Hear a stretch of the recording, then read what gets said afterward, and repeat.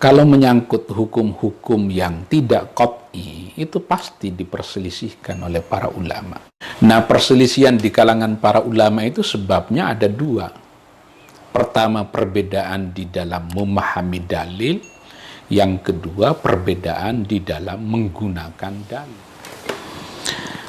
Assalamualaikum warahmatullahi wabarakatuh. Bismillahirrahmanirrahim. Alhamdulillahi rabbil alamin. Wassalatu wassalamu ala asyrafil anbiya'i wal mursalin Sayyidina Muhammadin sallallahu alaihi wasallam wa ala alihi wa sahbihi ajma'in. Amma ba'du. Sebelum mengaji, kita berkirim Fatihah kepada pengarang kitab ini, kepada Syekh Jalaluddin Al-Mahalli, kepada Syekh Ad-Dimyati, dan kepada seluruh guru-guru kita semua. Mudah-mudahan yang dibaca ini barokah, manfaat buat kita semua. Ila hadratin Nabil Mustafa Muhammadin sallallahu alaihi wasallam wa ala alihi wa ashabihi wa dhurriyyatihi wa ahli baitihi wa li jami'il anbiya'i wal mursalin wal ulama'i wal awliya'i was syuhada'i was salihin, thumma khususan ila ruhi Syekh Abdul Qadir Jailani.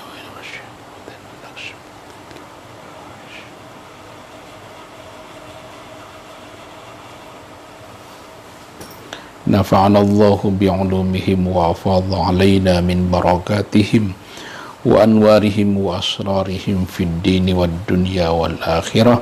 Syai'unillahi lahumul Fatihah. A'udzu billahi minasy syaithanir rajim. Bismillahirrahmanirrahim. Alhamdulillahi rabbil alamin, arrahmanir rahim, maliki yaumiddin. Iyyaka na'budu wa iyyaka nasta'in. Ihdinas siratal mustaqim. Siratal ladzina an'amta 'alaihim ghairil maghdubi 'alaihim waladdallin. Amin. Bismillahirrahmanirrahim. Minggu yang lalu kita bicara mengenai teori perintah. Ada beberapa kaidah yang terkait dengan perintah. Misalnya minggu yang lalu kita membahas mengenai halil amru yaqtadi takrara amla. Apakah perintah itu menuntut adanya pengulangan secara terus-menerus untuk dilakukan atau tidak? Menurut qaul yang sahih, la yaqtadi takrara ala sahihi. Menurut qaul yang sahih, perintah tidak menuntut adanya pengulangan. Yang terpenting talabul mahiyah, yang diperintahkan itu sudah dikerjakan, tidak terkait apakah dia berulang atau tidak. Itu menurut pendapat yang sahih.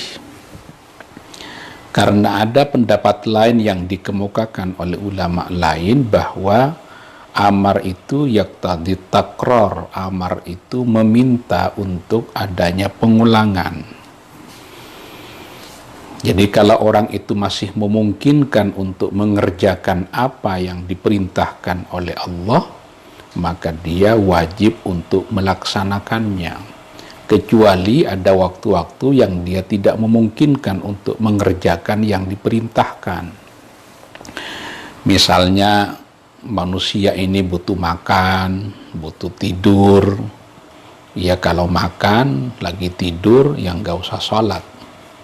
Tapi di luar waktu-waktu yang dibutuhkan oleh manusia untuk kehidupan sehari-hari, maka dia diwajibkan untuk mengulang-ulang yang diperintahkan. Minggu yang lalu kita membatasi haitsu la bayana li amadil ma'muri bihi, jika tidak ada batas waktu mengenai yang diperintahkan itu. Kalau ada batas waktunya tidak boleh. Ya tidak boleh sholat duhur jam 10 pagi. Itu ada penjelasan mengenai batas waktunya. Malam ini kita akan melanjutkan di kitab saya halaman 9 ya, baris yang paling bawah. Wala yaqtadil fawra. Amar juga tidak menuntut, perintah tidak menuntut agar yang diperintahkan itu disegerakan untuk dikerjakan. Wala yaqtadil fawra li'anna al-gharadha minhu ijadul fi'li min ghairi ikhtisasin bizamanil awwali duna zamanil thani. Karena tujuan dari perintah itu adalah mewujudkan sebuah perbuatan, ijadul fi'li min ghairi ikhtisasin, tanpa ada kekhususan untuk dikerjakan fi zamanil awal, pada waktu yang pertama, duna az-zamanil tsani, bukan pada waktu yang kedua. Yang penting dikerjakan. Apakah dikerjakan di awal waktu atau di pertengahan waktu, yang penting dikerjakan, karena tujuan dari perintah itu ijadul fi'li adalah mewujudkan perbuatan yang diperintahkan. Itu yang penting. Ajengan Akiuddin udah ngirim teksnya ya. Wala yaqtadil fawra li'anna al-gharadha minhu ijadul fi'li min ghairi ikhtisasin bizamanil awwali duna az-zamanil tsani. Jadi yang penting dikerjakan. Wakila, tapi ada kaidah lain yang dikemukakan oleh ulama lain, yaqtadil fawra, perintah itu menuntut agar yang diperintahkan segera dikerjakan. Jadi menuntut adanya penyegeraan yang diperintahkan itu. Wa ala dzalika, berdasarkan pernyataan bahwa perintah itu harus segera dilaksanakan, yuhmalu qawlu man yaqulu innahu yaqtadit takrara, maka dibawa perkataan orang yang mengatakan, innahu bacanya ya, karena innahu itu jatuh setelah yaqulu, nggak boleh dibaca annahu. Qaulu man yaqulu innahu yaqtadit takrara, orang yang berpendapat bahwa perintah itu harus segera dilaksanakan, itu juga yang menyatakan bahwa perintah itu harus diulang-ulang dikerjakan. Jadi ulama yang menyatakan al-amru yaqtadit takrar, dia juga yang menyatakan al-amru yaqtadil fawra, harus segera dikerjakan. Walaupun memang ada yang perlu segera dikerjakan, ada yang tidak perlu segera dikerjakan. Misalnya perintah untuk berhaji, ya kalau nggak mampu ya nggak usah dikerjakan, itu tarakhi namanya. Tapi perintah untuk beriman itu yaqtadil fawra, menuntut segera dilaksanakan. Itu yang terkait dengan yaqtadil fawra apa tidak. Ada ulama lain yang menyatakan sebenarnya perintah itu mushtarakun bainal fawri wat tarakhi. Jadi perintah itu ada mengandung unsur disegerakan atau tidak disegerakan.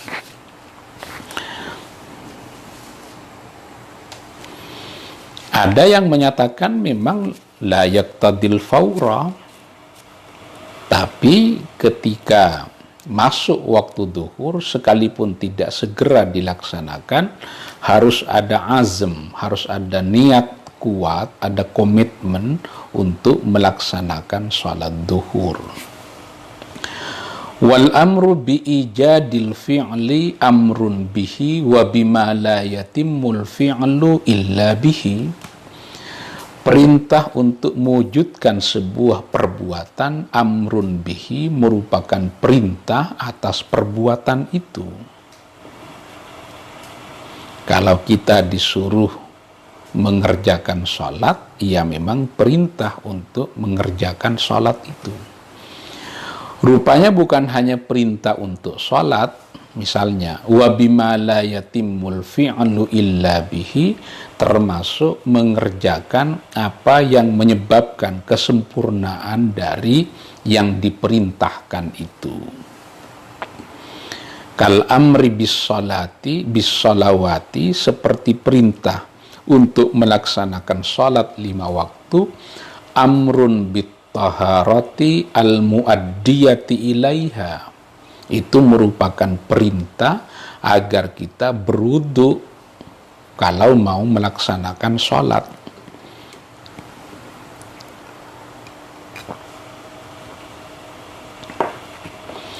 Jadi al-amru bi ijadil fi'li amrun bihi wa bima la yatimmul fi'lu illa bihi. Perintah untuk sholat itu bukan hanya mengandung perintah untuk mengerjakan sholat, tapi juga perintah untuk berwudu. Kenapa begitu? Fa inna sholata la tasihhu biduniha, karena sholat tidak sah tanpa tahara, tanpa wudu. Kalau saya menyuruh mahasiswa mengambil buku di lantai 7 UIN Jakarta, itu kan perintahnya mengambil buku. Berarti pada saat yang sama saya juga memerintahkan mahasiswa untuk naik lift menuju lantai 7. Itu namanya wa bima la yatimmul fi'lu illa bihi. Wa idza fu'ila bil bina'i lil maf'uli,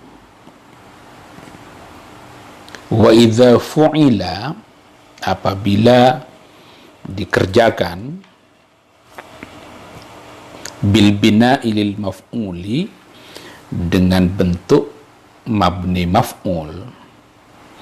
Ini yang tahu nahwu sarraf mengerti, ada mabni fa'il, ada mabni maf'ul, ada mabni ma'lum, ada mabni majhul namanya. Mabni maf'ul itu bentuk kalimatnya kalimat pasif. Kalau mabni ma'lum itu bentuk kalimatnya kalimat aktif. Kalau fa'ala itu mengerjakan. Kalau fu'ila dikerjakan, itu kalimat aktif dan kalimat pasif. Wa idza fu'ila, apabila dikerjakan, bil bina'i lil maf'uli, bentuknya mabni maf'ul, fu'ila, dikerjakan ay al ma'muru bihi, itu keliru ya, ditambah. Kalau di kitab saya al ma'muru saja, harus ditambah al ma'muru bihi. Apabila dikerjakan al-ma'muru bihi, apa yang diperintahkan, karena ada yang disebut dengan amr, itu perintah, amir yang memerintah, ma'mur orang yang diperintah, ma'mur bihi sesuatu yang diperintahkan. Jika yang diperintahkan itu sudah dikerjakan, begitu maksudnya, yakhrujul ma'muru anil uhdati, maka orang yang diperintahkan itu, orang yang diperintah untuk mengerjakan itu, yakhruju anil uhda, dia menjadi bebas dari tanggung jawab. Ai uhdatil amri, bebas dari perintah. Jadi kalau orang itu sudah melaksanakan sholat duhur, maka dia yakhrujul ma'muru anil uhda, dia bebas dari kewajiban lagi. Wa yattasiful fi'lu bil ijza'i, wa yattasiful fi'lu bil ijza'i, dan bersifatan al fi'lu perbuatan bil ijza'i dengan ijza. Apa ijza itu? Ijza itu pengertiannya ada dua ya. Ada ijza itu bermakna sukutut talab, gugur kewajiban. Ada ijza itu bermakna sukutul qadha, gugur kewajiban untuk mengqadha. Itu di ijza itu sendiri artinya mencukupi, tapi yang dimaksud di situ misalnya ada diskusi bagaimana kalau ada orang di sebuah lokasi tidak ada air untuk berwudu, tidak ada debu untuk bertayamum, dia wajib sholat atau tidak? Sholat li hormatil waktu, sholat untuk menghormati waktu duhur misalnya. Nah, sholat waktu menghormati waktu duhur itu sukutut tolab, bebas dia dari tanggung jawab sekalipun punya kewajiban untuk mengqadhanya nanti kalau sudah menemukan air atau menemukan debu untuk bertayamum. Itu kalau kita berpendapat bahwa ijza di situ sukutut talab. Kalau sukutul qadha yang enggak wajib lagi mengqadha. Ini diskusi yang panjang ya, makanya ada teori di dalam ilmu usul fikih, as-sihhatu fil ibadah mansya'ul ijza. Jadi sah di dalam persoalan ibadah itu mansya'ul ijza'i, menjadi sumber ijza, yang pengertiannya ada dua tadi, yaitu sukutut talab dan sukutul qadha. Tapi ada as-sihhatu fi ghairil ibadah mansya'ut tarattub. Sah di dalam persoalan selain ibadah itu menjadi sumber yang menimbulkan konsekuensi hukum. Mudah-mudahan bisa dimengerti. Kalau sebuah transaksi jual beli sudah sah berdasarkan ketentuan syariat, maka ada taratub, ada konsekuensinya, yaitu terjadinya perpindahan kepemilikan. Nah, itu as-sihhatu fi ghairil ibadah mansya'ut taratub, was-sihhatu fil ibadah mansya'ul ijza.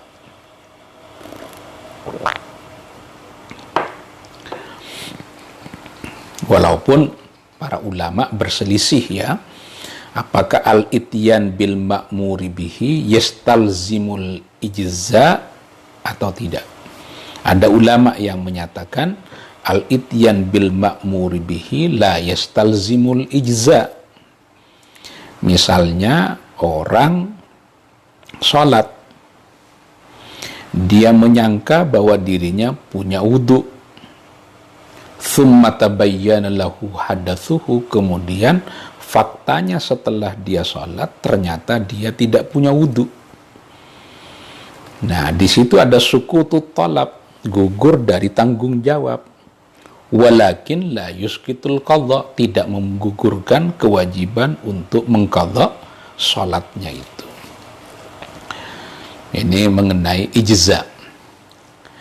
Alladzi yadkhulu fil amri wan nahyi wa ma la yadkhulu, hadhihi tarjamatun.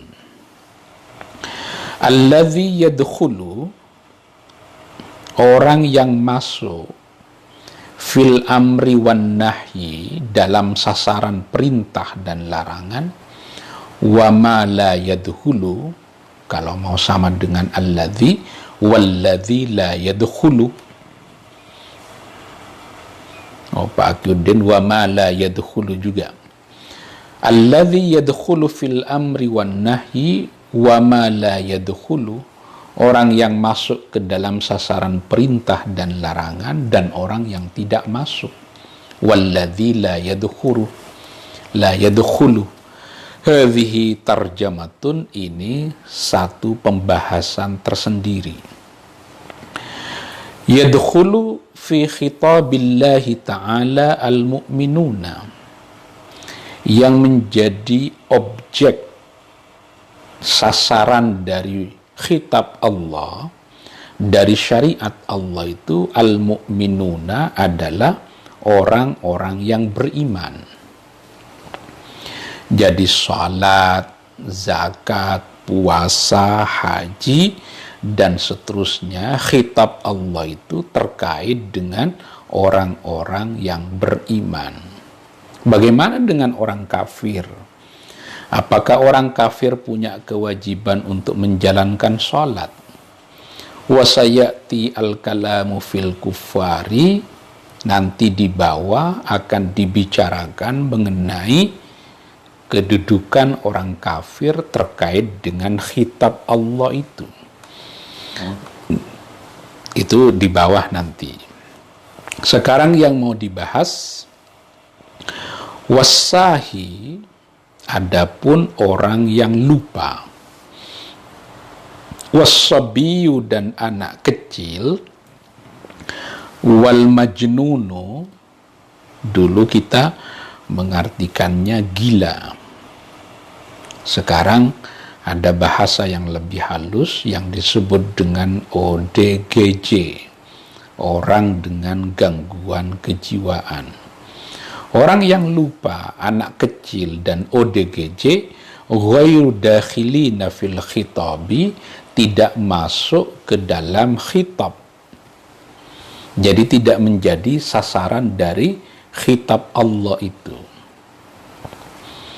Kenapa begitu? Lintifa'it taklifi anhum, karena mereka tidak mukallaf. Karena mereka tidak mukallaf. Jadi orang ketika tidur itu tidak mukallaf.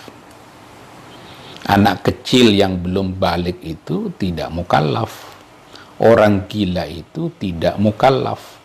Karena itu tidak menjadi target pelaksanaan syariat Islam. Orang lupa, anak kecil, dan orang gila. Jadi kalau ada orang gila melanggar syariat Islam, yang gak apa-apa karena dia ghairu mukallaf, tidak mukallaf. Wa yu'maru as-sahi, tapi khusus untuk orang yang lupa, diperintahkan orang yang lupa, ba'da dhahabis sahwi anhu, setelah lupanya itu hilang, kan lupa dia, tidak salat, sampai kemudian masuk waktu asar. Kalau lupanya sudah hilang, maka dia diperintahkan untuk melaksanakan apa yang tidak dikerjakannya ketika dia lupa. Kaqadha'i ma fatahu minas sholati, seperti mengqadha salat yang tidak dikerjakan pada waktunya. Misalnya lupa tidak sholat duhur, masuk jam 4, maka ketika lupanya sudah hilang, dia punya kewajiban untuk mengqadha salat yang ditinggalkannya ketika lupa. Dari mana kita tahu bahwa orang yang lupa ini harus mengqadha salatnya? Ini kan tidak ada di sini dalilnya. Tidak ada dalilnya. Dalilnya adalah hadis Nabi. Kata Nabi, man nasyas salata falyusalliha idza dzakaraha. Barang siapa yang lupa salat, maka ketika dia ingat, hendaklah melaksanakan salat. Ada hadis Nabi yang lain, idza raqada ahadukum 'anis sholati, ketika salah seorang di antara kalian tidur sehingga tidak melaksanakan salat, au ghafala anha, atau lupa melaksanakan salat, falyusalliha idza dzakaraha, maka hendaklah dia mengerjakan salat ketika sudah ingat.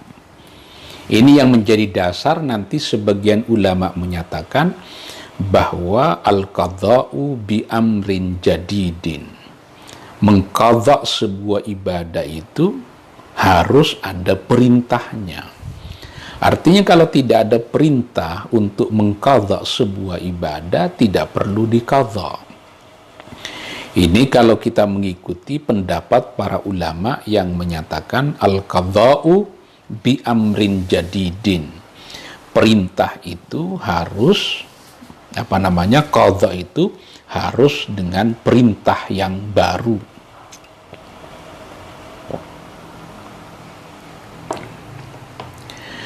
Tapi ada ulama lain nanti yang menyatakan bahwa perintah itu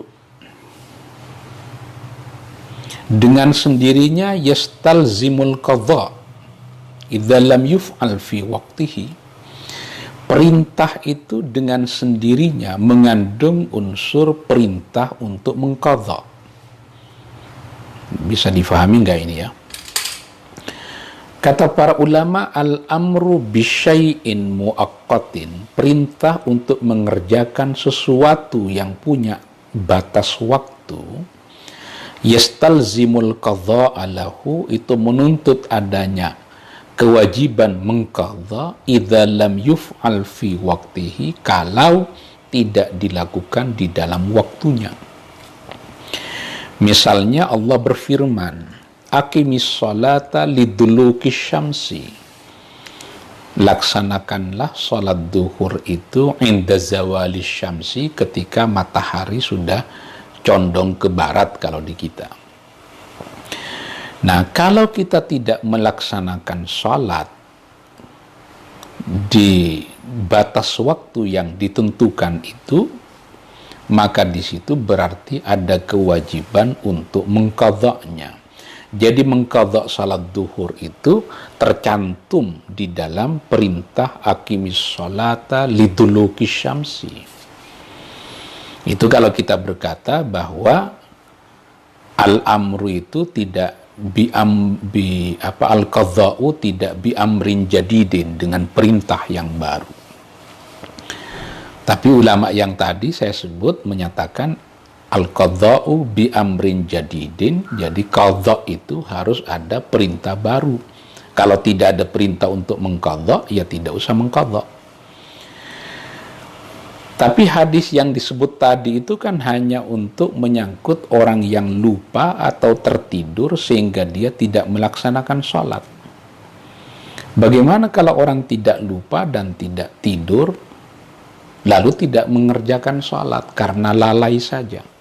Apakah dia berkewajiban untuk mengqadha puasanya? Sebagian ulama menggunakan yang disebut dengan qiyas aulawi, analogi superlatif. Waktu lupa dan tidur saja yang menyebabkan dia tidak mengerjakan sholat, diwajibkan untuk mengqadha sholatnya, apalagi tidak mengerjakan sholat karena lalai, maka dia lebih wajib lagi untuk mengqadha sholatnya.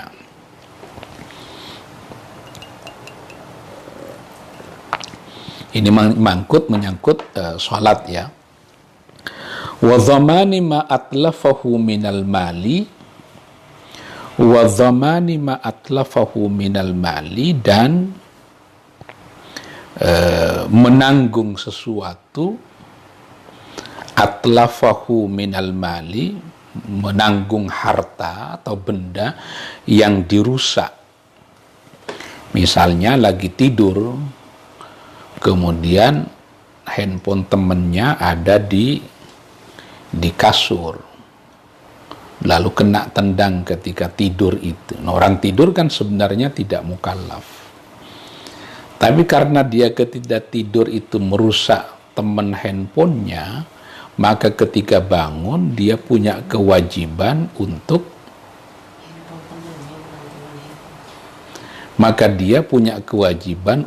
mengganti handphonenya itu, handphone temannya itu. Itu yang dimaksud dengan wadhamani ma atlafahu minal mali. Anak kecil misalnya merusak laptop orang lain, maka orang tuanya punya kewajiban untuk mengganti laptop temannya itu, walaupun yang melakukan pengrusakan adalah anak kecil. Itu karena terkait dengan orang lain. Beda kalau hal yang terkait tidak dengan orang lain, seperti sholat misalnya kan. Karena nanti di kitab-kitab usul fikih yang lain kita punya pembahasan mengenai teori ahliyah, teori kecakapan. Ada ahliyatul ada ahliyatul wujub, ada cakap bertindak, ada cakap hukum. Bayi yang umur 1 tahun itu cakap hukum, sekalipun dia bayi tidak mukallaf, dia cakap hukum sehingga dia bisa menerima warisan. Tapi apakah bayi itu punya kewajiban menjalankan sholat? Tidak, karena bayi itu tidak memiliki ahliyatul ada, tidak cakap bertindak. Itu kalau di usul fikih yang kontemporer ada pembahasan mengenai ahliyah, teori kecakapan, cakap bertindak, ahliyatul ada, dan cakap hukum, ahliyatul wujub namanya. Jadi anak kecil tidak punya kewajiban sholat. Bayi perempuan tidak punya kewajiban pakai jilbab, karena dia tidak mukallaf. Tapi kalau di tengah-tengah komunitas yang disebut dengan penyuka anak kecil, ya tentu orang yang dewasa yang menjaga tubuh anak kecil itu. Ini mengenai orang lupa ya. Orang lupa, orang gila, kemudian anak kecil, wassahi wassabiyyu wal majnunu ghairu dakhilina fil khitabi wal kuffaru mukhatabuna bi furu'is syara'i. Ini pembahasan mengenai orang kafir. Apakah orang kafir itu punya kewajiban menjalankan furu'us syariah atau tidak? Jadi ada yang disebut dengan usulus syariah, ada yang disebut dengan furu'us syariah. Usulus syariah kayak rukun iman, al-imanu billahi wa malaikatihi wa kutubihi wa rusulihi wal yaumil akhir. Itu usulus syariah. Furu'us syariah ya seperti salat, zakat, puasa, haji. Nah, di sini dinyatakan wal kuffaru mukhatabuna bi furu'is syara'i. Orang kafir itu diwajibkan untuk menjalankan furu'us syariah. Apa? Syariat partikular ya. Furu'us syara'i, diperintahkan untuk mengerjakan salat. Wa bima la tasihhu illa bihi, dan diperintahkan juga untuk melakukan sesuatu la tasihhu, yang furu'us syariah itu tidak bisa dilaksanakan illa bihi, kecuali dengan ma. Wa huwa, ma itu al-islamu, adalah Islam. Karena itu orang kafir punya kewajiban menjalankan salat, tapi karena salat itu butuh niat, dan niat itu harus orang Islam yang berniat, maka orang kafir punya kewajiban untuk salat dan punya kewajiban untuk segera masuk Islam. Liqaulihi ta'ala, karena firman Allah, ma salakakum fi saqar, apa yang menyebabkan kalian masuk ke dalam neraka Saqar? Qalu, nanti orang kafir itu menjawab, lam nakum minal musallin, kami masuk neraka karena kami tidak sholat. Ini satu pendapat ya mengenai takliful kafiri bil furu'. Jadi para ulama berselisih apakah orang kafir itu punya beban, kewajiban untuk melaksanakan furu' atau tidak. Ini kalau ditambah bifuru isyara'i fil jumlah ya. Karena furu syariah itu ada yang membutuhkan niat nanti, ada yang tidak membutuhkan niat. Takliful kafiri bil furu'. Ulama berselisih apakah orang kafir itu punya kewajiban menjalankan furu' syariah atau tidak. Kitab ini menyatakan orang kafir punya kewajiban untuk menjalankan furu' syariah. Artinya apa? Al-kafiru mukallafun bisalah, misalnya. Orang kafir itu dibebani kewajiban menjalankan salat. Ini satu pendapat ya. Tapi kalau kita ikuti pendapat lain seperti mazhab Syafi'i, mazhab Hanafi, yang tadi itu mazhab Syafi'i, mazhab Hanafi menyatakan bahwa orang kafir itu laisa mukallafan bifuru'is syariah. Orang kafir itu tidak punya kewajiban untuk menjalankan furu'us syariah. Jadi al-kafir lam yukallaf bil furu'. Ini biar mengerti ya bahwa takliful kafir bil furu' itu diperselisihkan oleh para ulama. Pertama, seperti yang ditulis oleh Al-Juwaini, ditulis oleh Imamul Haramain, Jalaluddin Al-Mahalli menyatakan bahwa takliful kafir bil furu' itu yasihhu, sah saja. Tapi mazhab aktsarul Hanafiyah seperti juga Abi Hamid Al-Isfirayini menyatakan bahwa orang kafir itu laisa mukallafan bil furu'i mutlaqan.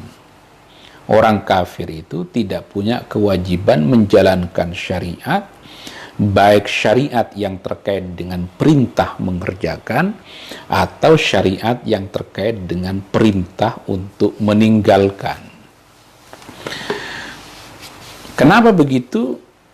Karena yang diperintahkan dan yang dilarang itu la yumkinu fi'luha ma'al kufri, tidak bisa dikerjakan bersamaan dengan kekafiran.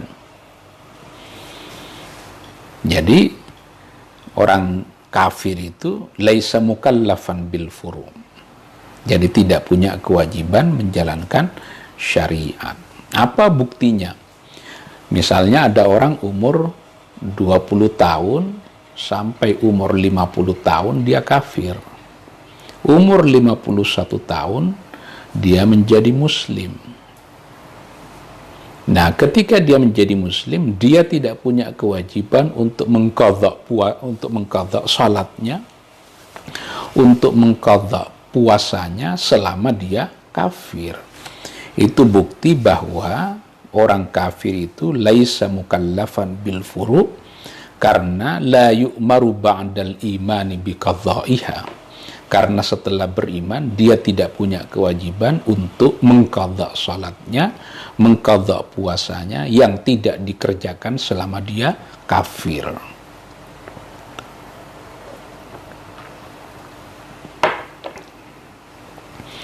Ada lagi pendapat lain yang menyatakan al-kafir itu ghairu mukallaf bil awamir ya. Orang kafir itu ya tidak mukallaf menyangkut hal-hal yang diperintahkan. Tapi al-kafir mukallafun bin nawahi. Orang kafir itu menjadi mukallaf menyangkut sesuatu yang dilarang. Mukallaf dia menyangkut sesuatu yang dilarang.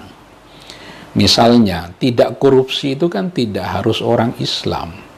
Itu nawahi, larangan kan. Larangan tidak boleh mencuri, tidak boleh korupsi, tidak boleh berzina, tidak boleh minum khamr. Itu tidak harus orang Islam. Jadi al-kafir mukallafun bin nawahi. Orang kafir itu dibebani kewajiban menyangkut menahan diri dari melakukan sesuatu yang dilarang oleh Allah. Tapi al-kafir ghairu mukallafin bil awamir. Orang kafir itu tidak punya kewajiban untuk menjalankan sesuatu yang diperintahkan seperti salat, zakat, puasa Ramadan misalnya. Tidak punya kewajiban. Jadi kita punya 3 pendapat menyangkut takliful kafiri bil furu'. Jadi pertama adalah sahih. Kata Kiai Malja Abror, jadi mu'allaf di last minute itu enak tuh. Ya enak kalau dilihat dari situnya kan enak dia. Apalagi setelah masuk Islam itu, sudah sholat dapat 1 minggu, mati, masuk surga dia. Nah, tapi kan kita tidak tahu masa depan orang itu akan bagaimana. Jadi takliful kafir bil furu' itu ada 3 pendapat. Pertama, seperti di dalam syarah warakat ini, orang kafir itu mukhatabuna bifuru'is syara'i'. Dia dikhitabi untuk mengerjakan furu'us syariah. Ini ulama-ulama Syafi'iyah banyak di sini. Yang kedua, orang kafir itu laisa mukallafan bil furu'i mutlaqan. Orang kafir tidak punya kewajiban menjalankan furu' secara mutlak. Apa yang dimaksud dengan mutlak? Baik yang terkait dengan al-ma'murat, sesuatu yang diperintahkan, atau al-manhiyat, sesuatu yang dilarang. Nah, pendapat yang ketiga, taklif itu kalau terkait dengan nawahi, larangan. Kalau terkait dengan perintah, orang kafir itu ghairu mukallaf. Nah, setiap kita ya bisa beda-beda pendapatnya berdasarkan perbedaan pendapat di kalangan para ulama yang seperti ini. Nah, kalau kita hanya baca syarah warakat ini, taunya hanya itu. Wal kuffaru mukhatabuna bi furu'is syara'i'. Tapi kalau kita baca kitab usul fikih yang lebih panjang pembahasannya, kita akan tahu bahwa ini bukan satu-satunya pendapat. Wa faidatu khitabihim biha, orang Islam yang meninggalkan kewajiban semisal sholat yang tidak ingat entah berapa tahun, bagaimana cara mengqadha'nya, ya diperkirakan saja. Misalnya, wah kayaknya sejak pindah ke Jakarta tidak pernah sholat nih. 15 tahun di Jakarta kayaknya nggak pernah sholat. Setelah pulang ke Pati baru nyadar. Nah, akhirnya mau mengqadha sholatnya, bagus juga itu. Setelah pulang ke Jawa Tengah baru ingat nggak pernah sholat, maka dia wajib untuk mengqadha sholatnya itu. Itu dari Pak Syatari ya, dari Pak Syatari. Memang belajar usul fikih rumit, jawaban terhadap sebuah persoalan bisa banyak option. Iya, itu makanya kalau menyangkut hukum-hukum yang tidak qat'i, itu pasti diperselisihkan oleh para ulama. Yang disepakati para ulama dan tidak ada yang menyelisihi itu menyangkut wujubus sholatil maktubah, wajibnya sholat 5 waktu. Tapi kaifa nusalli, bagaimana cara kita sholat? Apakah kita membaca Fatihah atau tidak? Apakah subuh kita itu kunut atau tidak? Pasti diperselisihkan oleh para ulama. Nah, perselisihan di kalangan para ulama itu sebabnya ada 2. Pertama, perbedaan di dalam memahami dalil. Yang kedua, perbedaan di dalam menggunakan dalil. Dalil yang sama ketika difahami oleh orang yang berbeda, karena lafadznya lafadz mushtarak, kata ini memiliki lebih dari satu makna, sehingga dimungkinkan terjadinya perbedaan pendapat, maka perbedaan pendapat tak bisa dihindari. Itu banyak di dalam Quran dan hadis.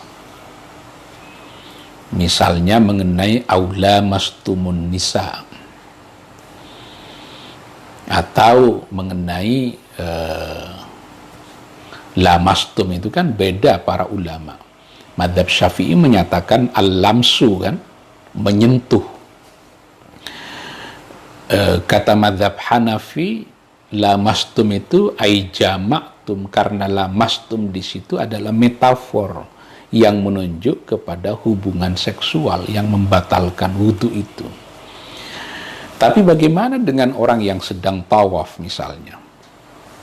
Sehingga sulit sekali dihindari, kita ingin ikut madzhab Syafi'i, menyentuh perempuan lain yang bukan mahramnya. Jangan lupa, istri kita itu bukan mahram kita.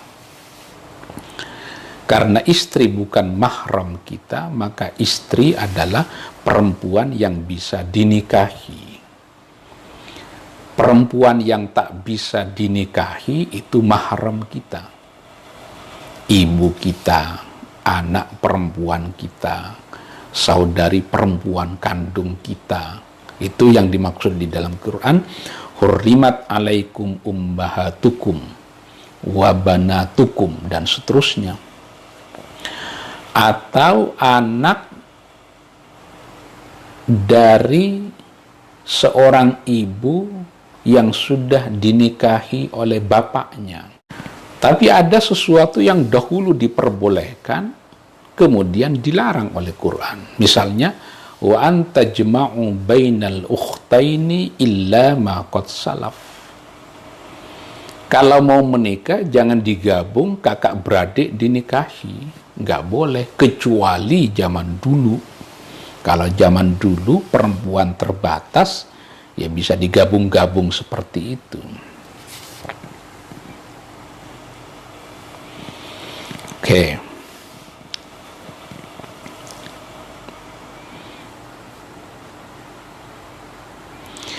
Wa faidatu khitabihim biha, apa sih kegunaan kok orang kafir itu dikhitabi, diberi beban kewajiban menjalankan syariat? Iqabuhum alaiha, bukti bahwa mereka itu diberi kewajiban menjalankan syariat karena iqabuhum alaiha, di akhirat nanti orang kafir itu akan dimintai pertanggungjawaban alaiha karena meninggalkan furu'us syariah. Karena tidak salat, mereka akan ditanya nanti di akhirat. Idz la tasihhu minhum fi halil kufri litawakkufiha 'ala niyyatil mutawaqqifati 'alal islami.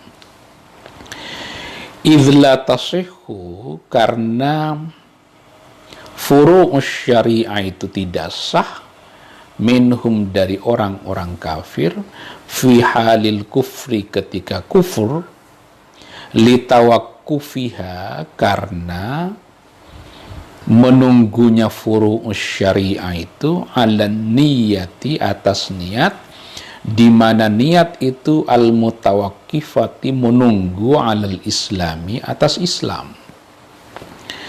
Jadi salat itu baru bisa dikerjakan kalau dia berniat. Niat itu membutuhkan Islam, harus masuk Islam artinya. Wala yu'akhadzuna biha ba'dal islami targhiban fihi. Orang kafir itu sekalipun begitu tidak bisa dihukum biha dengan furu'us syariah ba'dal islami setelah dia masuk Islam. Bukan lalu diperintahkan untuk mengqadha seluruh puasa yang ditinggalkannya, seluruh salat yang ditinggalkannya. Kenapa begitu? Targhiban fihi, untuk memotivasi, menyenangkan mereka. Jangan begitu masuk Islam umur 50 langsung dibebani kewajiban untuk mengqadha salatnya selama puluhan tahun ketika dia berada di dalam kekafiran. Ini kalau kita berpendapat bahwa al-kuffaru mukhatabuna bi furu'is syara'i. Orang kafir itu diperintahkan dengan furu'us syara'i. Wal amru bisyai'i nahyun an dhiddihi.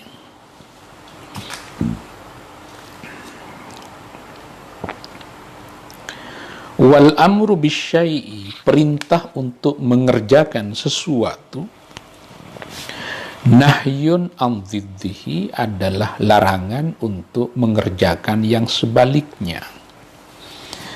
Jadi kalau kita menyatakan kamu harus ke barat, berarti itu larangan untuk bergerak ke timur. Kamu harus ke utara, berarti itu larangan untuk tidak bergerak ke selatan.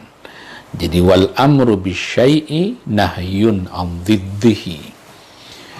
Perintah mengerjakan sesuatu adalah larangan untuk mengerjakan yang sebaliknya. Wan nahyu anis syai'i, sebaliknya ini, wan nahyu anis syai'i, larangan mengerjakan sesuatu, amrun bididdihi, adalah perintah untuk mengerjakan sebaliknya. Jadi kalau dilarang menyatakan ini, berarti diperintahkan menyatakan itu.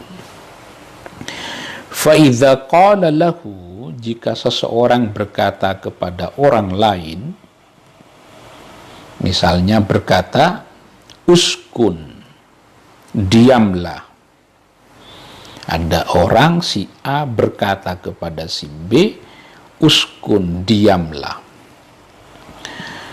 Kana nahiyan lahu anit taharruki, berarti orang yang menyatakan tadi, yang menyuruh diam tadi, melarang temannya itu anit taharruki, dari bergerak.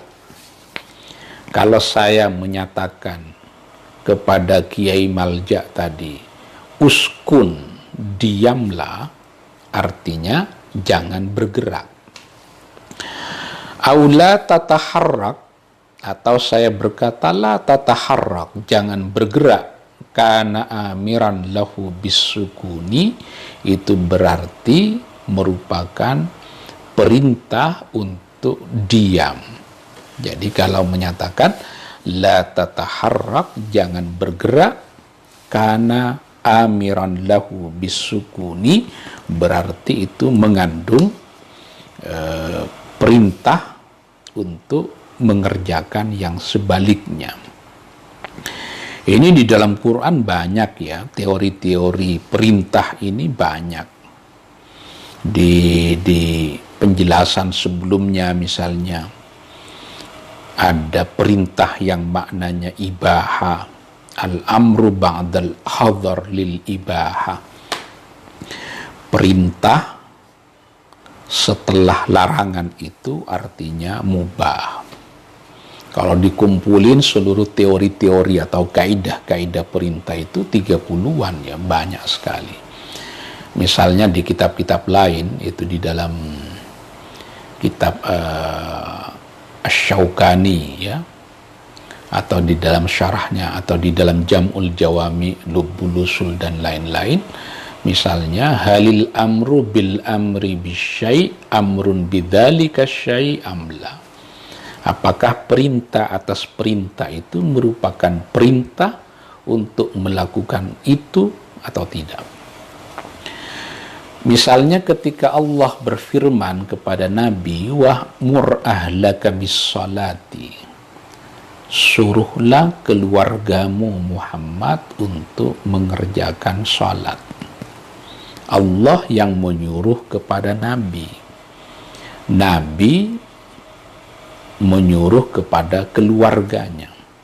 Apakah Allah menyuruh kepada Nabi untuk mengerjakan salat pada keluarganya itu merupakan perintah Allah atas keluarga itu atau tidak? Ulama berselisih. Jumhur menyatakan kana amran bihi, ia menjadi perintah bagi keluarga itu. Itu seperti kasus ketika Abdullah bin Umar mencerai istrinya dalam keadaan haid. Kemudian ayahnya Umar bin Khattab melapor kepada Nabi atas peristiwa Abdullah bin Umar yang menceraikan istrinya dalam keadaan haid. Kata Nabi, ya suruh dia untuk falyuraji'aha, untuk merujuk, untuk rujuk kepada istrinya.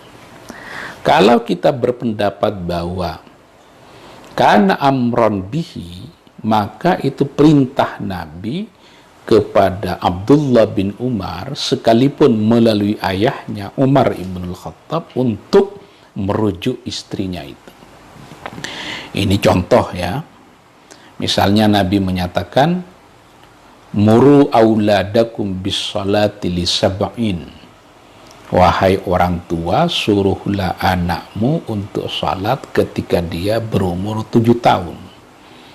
Apakah perintah Nabi kepada orang tua untuk menyuruh anaknya salat ketika berumur 7 tahun itu merupakan perintah kepada anak yang umur 7 tahun untuk salat atau tidak?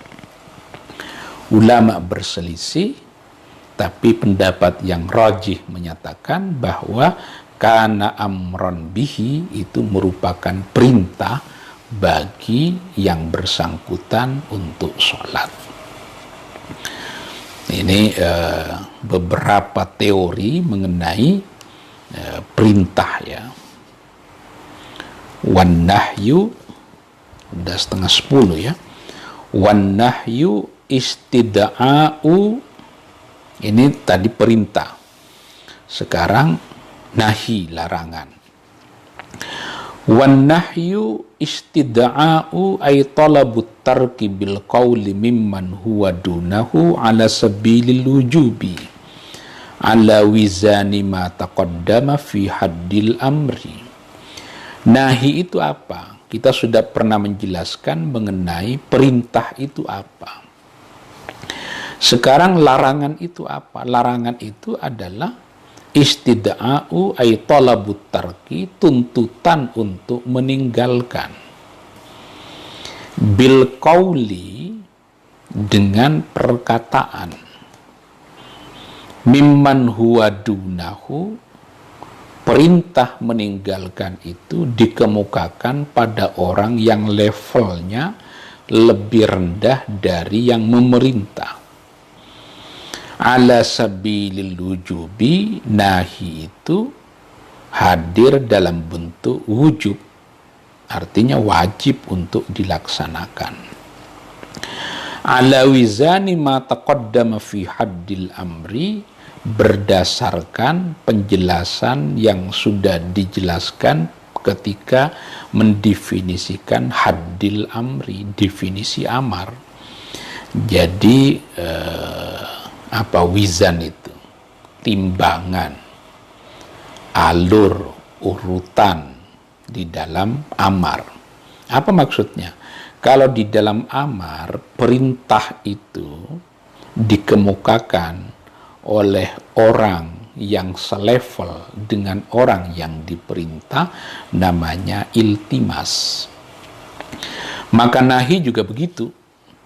Nahi adalah larangan Kalau larangan itu dari orang yang selevel, namanya iltimas.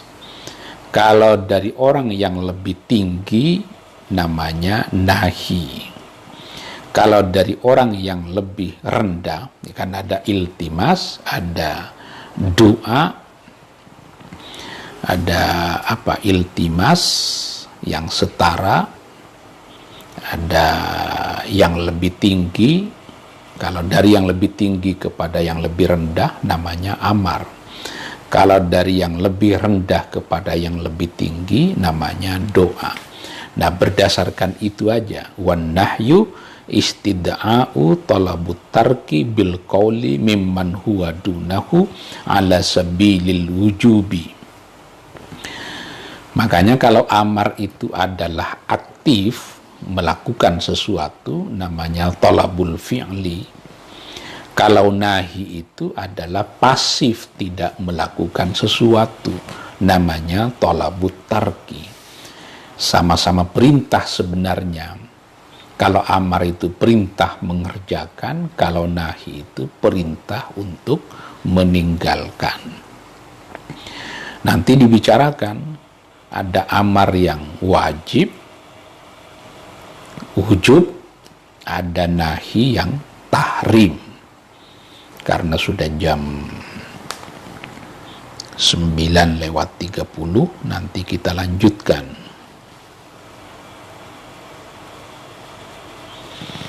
Mudah-mudahan malam ini, jadi agak rumit ya, harus sabar juga mengikuti penjelasan usul fikih ini. Ini untuk menunjukkan kepada kita bahwa kerja memproduksi hukum itu bukan kerja yang mudah. Seluruh hasil ijtihad para ulama itu dibangun, diproduksi berdasarkan mekanisme, kaidah, metodologi yang bisa dipertanggungjawabkan. Nah, usul fikih ini adalah metodologi. Kita membahas amar saja sudah 2 pertemuan ya. Nanti membahas nahi minggu depan insya Allah. Larangan itu apa? Ada la taqrabuz zina, jangan dekati zina misalnya. Di dalam Quran ada perintah az-zaniyat waz-zani fajlidu kulla wahidin minhuma mi'ata jalda. Itu perintah. As-sariku was-sariqatu faqta'u aydiyahuma. Pencuri laki-laki dan pencuri perempuan, faqta'u aydiyahuma, potong tangannya. Itu lafadz umum, nanti kita bahas. Karena tidak setiap orang yang mencuri nanti dipotong tangannya, tergantung siapa yang mencuri, berapa yang dicuri, di mana dia mencuri, kapan dia mencuri. Itu untuk menentukan apakah orang itu layak diberi sanksi hukum maksimal atau tidak. Begitu juga az-zaniyat waz-zani fajlidu kulla wahidin minhuma mi'ata jalda. Pezina laki-laki dan pezina perempuan, ya jilid, pukul sebanyak 100 kali pukulan. Tapi untuk sampai kepada level menghukum orang yang berzina dengan hukuman yang tinggi ini tidak mudah. Misalnya harus disaksikan oleh 4 orang saksi. 4 orang saksi itu tidak bisa digantikan dengan video, dengan bukti rekaman misalnya. Nggak bisa digantikan. Jadi alat bukti perzinahan di dalam Islam itu hanya ada 2, yaitu pengakuan dari yang bersangkutan dan ada 4 orang saksi yang melihat secara persis. Kalau tidak ada itu, maka fajlidu kulla wahidin minhuma tak bisa diterapkan kepada orang itu. Jadi tidak mudah. Alih-alih yang berzina yang dihukum, justru yang menuduh zina itu yang dihukum, yang disebut dengan qadzaf ya. Menuduh zina itu sanksi hukumnya berat juga. Walladzina yarmunal muhsanati thumma lam ya'tu bi arba'ati syuhada'a fajliduhum thamanina jalda, dipukul 80 kali pukulan, menuduh orang lain berzina tanpa ada 4 orang saksi. Makanya kita tidak bisa semena-mena menyatakan bahwa setiap ada laki-laki dan perempuan di kamar hotel berdua pasti berzina. Itu tidak bisa tanpa ada 2 alat bukti itu, yaitu pengakuan dari yang bersangkutan dan ada 4 orang saksi yang menyaksikan.